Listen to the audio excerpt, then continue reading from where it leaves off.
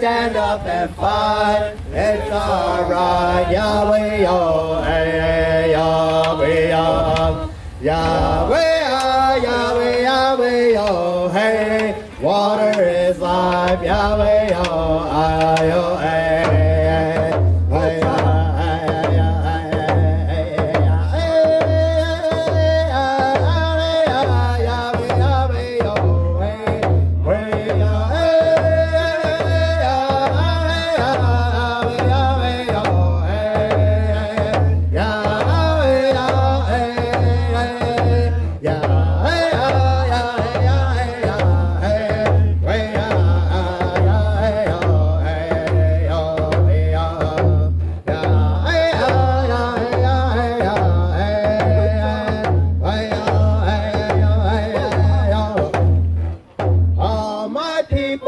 stand up and fight. It's alright, Yahweh, oh, hey, Yahweh, oh, Yahweh, oh, Yahweh, Yahweh, oh, hey. Water is life, Yahweh, oh, oh, hey, hey, oh,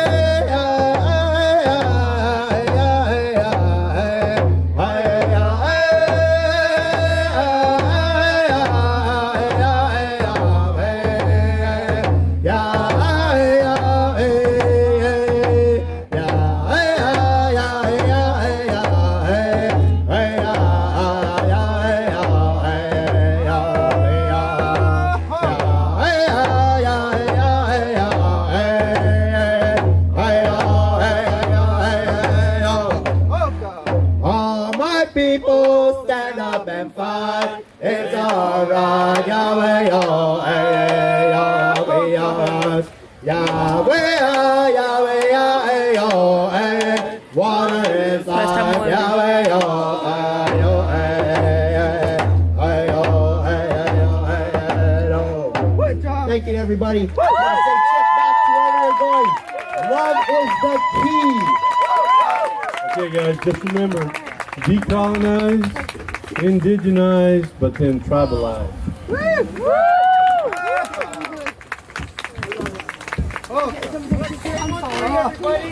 On your way out, at least pick up 3 pieces of trash. Let's help clean up Mother Earth. Okay, for our next speaker, we have local, long-time environmental activist here in the Rio Grande Valley. I brought her as a speaker because she informed me one day that we already have the first wave of border walls here, and what's happening here at the Butterfly Nature Center is the third wave. This national emergency is the third. No, what's happening here close by Benson at the National Butterfly Center is our second wave. Our third wave is what's happening right now in our government, being the national emergency. Here to more speak about this topic is Diana Joe, everyone!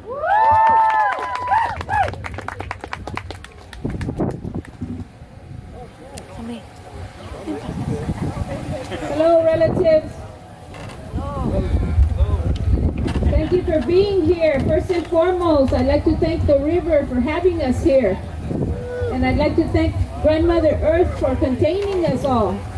My name is Diana Lucas Joe. I am born and raised in Brownsville, Texas. I'm a grandmother. When I was asked by the Environmental Awareness Club to speak, I immediately went into pain again. It revived a very painful time. In 2007, I did a hunger strike on the banks of the Rio Grande in Brownsville. And a lot of you were probably just, just young kids, because I see a lot of young people here. So a lot of you think maybe that this is the only wall that's coming up, but it is the second phase of this wall. In 2005, of December of 2005, the government put out HR 4437, which basically put us where we are at right now, to round up immigrant people, calling them illegal. This is false information, has always been. And that's what threw me into where I'm at right now, to defend the Rio Grande as one of our ancient corridors.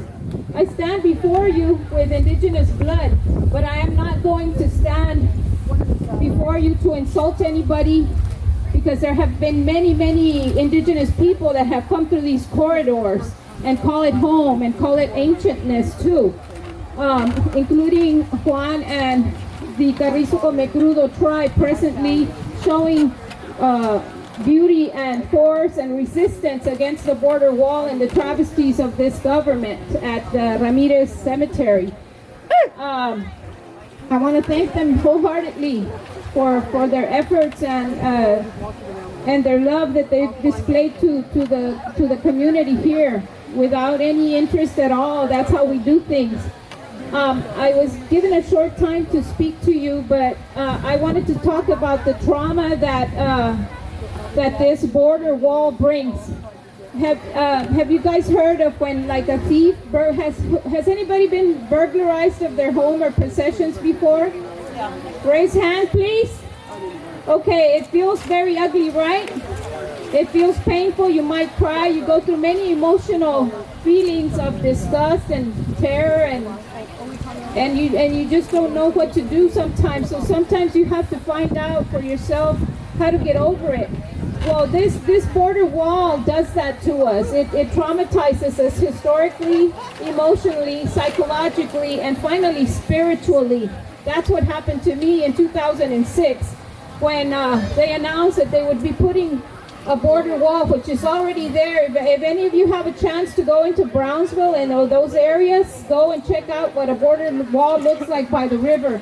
If any of the children that were born at the time that I did the hunger strike to try and bring awareness to the situation are amongst us, that's about 15 years ago. We kind of calculated, my husband and I, because I'm a grassroots activist. I'm not stuff that like is bringing you numbers from hell. I'm giving you from my heart. I'm giving you from the community, like the Carnala that sang a while ago, that elder. Also, when those children were born, they don't get to see a river anymore. They get to see a wall, including our university students. A lot of them go into classes and they just see a wall. They park their car and they go inside, and that's that. That is not fair. And they say that when a thief hits your home, when they burglarize you, they'll come back. And we are at phase 2 of this border wall. This border wall is coming to the Upper Valley now. It stopped. It's been 15 years, and we're back. But that pain, I stopped crying, and I became a warrior. And my mission is to warrior the women. Warrior up our women, because our women are the leaders of, we are representatives of our Mother Earth, not to put down our brothers, our male nation, no, because our male nation stands beside us and behind us and around us, but they're not less than us. But the women, we need to warrior up, and we need to educate our communities and let them know that this is not good. And I was talking to Josh because Josh, it was a coincidence. I fell in love with this kid. He was like, man, I'm doing all this work. I'm letting my family know in the community, and they don't believe me. I said, keep doing what you're doing, because I did it 15 years ago and nobody wanted to listen. I hunger strike on the banks of the Rio Grande because my umbilical ceremony is here on this river. If nobody knows what that is, I do. My umbilical ceremony goes back to midwifery. We have midwives all up and down the Texas border with Mexico, and they deliver us and they put our placentas back to the earth, and our belly buttons get buried here, and it's called an umbilical ceremony. And it is on this river that I came from. So when they talk about walling it up, it's a direct insult to me and to my community and to my grandchildren and all of us. That's why we're here today. And I thank the Environmental Awareness Club for having us here today from the bottom of my heart, and the Butterfly Center. Que viva la mariposa para siempre, porque eso es lo que somos. Somos unas mariposas en esta tierra, en este mundo, en este viento.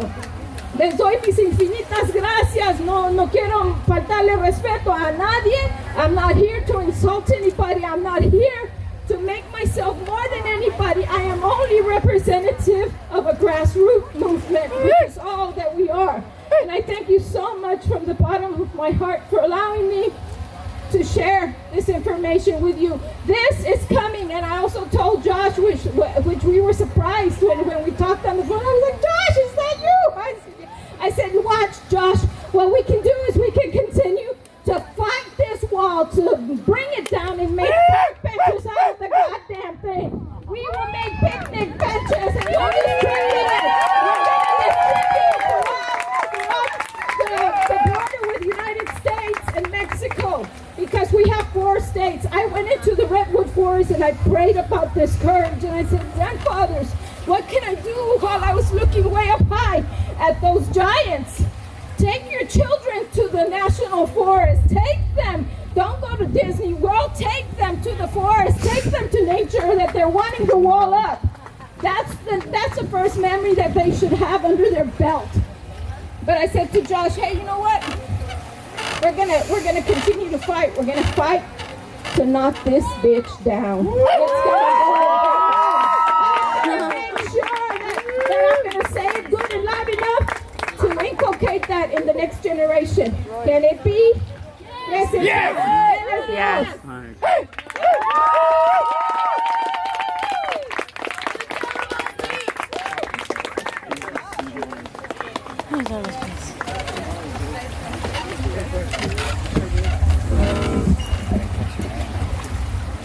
I'm kind of speechless right now, just because it did make me tear up, the speech.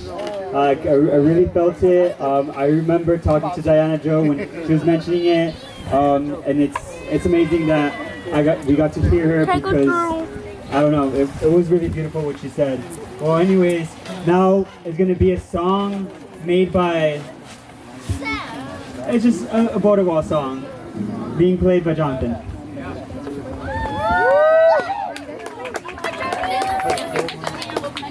Because I would have been big class.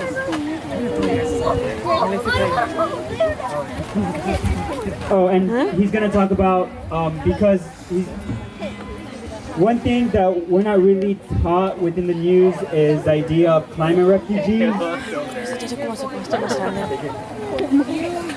Oh yeah, the idea of climate refugees isn't really talked about, and because of climate change, it is creating lots of refugees. Here we have Jonathan to speak a little bit about it and also sing a song.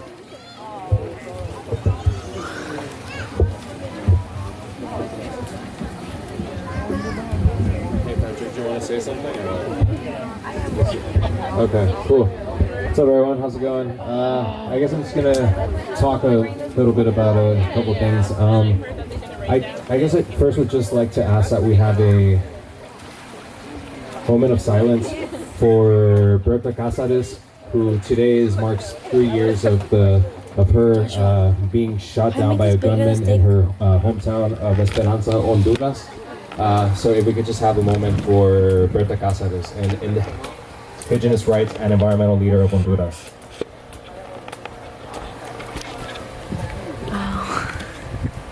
Is that? Okay, thank you. Que viva Berta! Que viva Berta!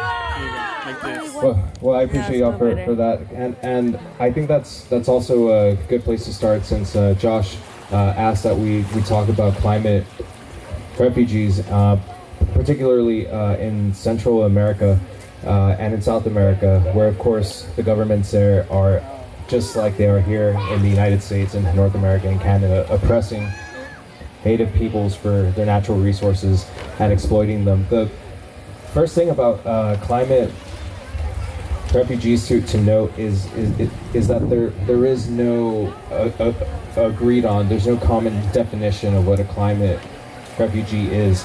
It is currently undefined under international law. There is no set definition of that. And that makes it complicated to know exactly how many there are exactly throughout the world. Of course, probably in the millions. There are people who have fled hurricanes and other natural disasters along the Caribbean.